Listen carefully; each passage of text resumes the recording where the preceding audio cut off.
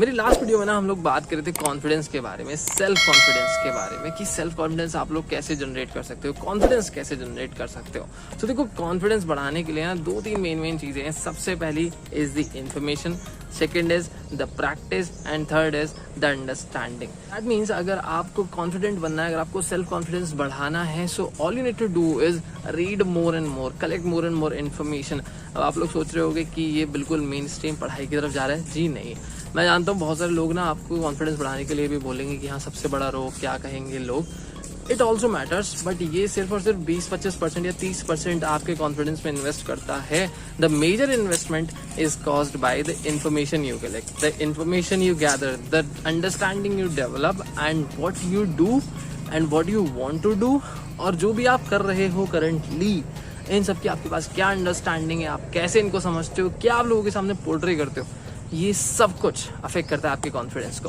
सो अगर आपके पास बहुत ज़्यादा इन्फॉर्मेशन होती है ना, तो आपके दिमाग के पास बहुत सारी चीज़ें होती है सोचने के लिए, आपके पास बहुत सारी चीज़ें होती हैं बोलने के लिए, लिखने के लिए। और कॉन्फिडेंस में कहाँ चाहिए होता है, जहाँ हमें बोलना होता है, जहाँ हमें लिखना होता है। तो भैया जितनी ज़्यादा इन्फॉर्मेशन होगी दिमाग के अंदर, उतना ही ज़्यादा आप लिख पाओगे, इतना ज़्यादा बोल पाओगे। और भाई अगर एक बार बोलना शुरू कर दिया, अगर आपकी वोकेशनल स्किल्स अच्छी हो गई, तो भैया कॉन्फिडेंस में ना एक बार में 60-70% का उछाल मारता है। And that is how you can become confident. Now the second thing is the practice. जब आप इन्फॉर्मेशन आपके पास है, तब आपको प्रैक्टिस करनी चाहिए बोलने की, लिखने की, सोचने की, और ज़्यादा से ज़्यादा रैशनल थॉट्स डेवलप करने की। तो जितना ज़्यादा आप प्रैक्टिस करोगे ना चीज़ों की, आपका कॉन्फिडेंस बढ़ता जाएगा। रीज़न बीइंग कि जैसे आपने देखा होगा कि बहुत सारे लोग ऐसा सजेस्ट करते हैं कि अगर आपको कोई एग्ज़ाम देना है, अगर आप लेट्स से आप किसी एंट्रेंस एग्ज़ाम में या फिर किसी गवर्नमेंट जॉब के लिए आप अगर प्रिपेयर कर रहे हो, तो उसके एग्ज़ाम में आप प्रिपरेशन तभी करो, उसी समय शेड्यूल करो जिस समय आप एग्ज़ाम में अपेयर होने वाले हो। लेट्स से आपका एग्ज़ाम जो होगा वो 9 से 12 बजे तक होगा, तो आपको जो अपनी प्रैक्टिस करनी चाहिए ना मॉक टेस्ट पेपर्स की, वो आपको इसी शेड्यूल में करनी चाहिए। रीज़न है आपकी बायोलॉजिकल साइकिल अपने आप सेट हो जाती है एंड यू बिकम कॉन्फिडेंट। आपको कॉन्फिडेंस आने लगता है कि हाँ यार मैं डेली इसी समय तो निकालता हूँ, तो आप फिर से निकाल देते हो। नाउ द लास्ट थिंग जो बहुत इंपॉर्टेंट है इज द अंडरस्टैंडिंग पार्ट। अब अंडरस्टैंडिंग कैसे कॉन्फिडेंस बढ़ा सकती है, तो बहुत ज़्यादा फर्क पड़ता है अंडरस्टैंडिंग का।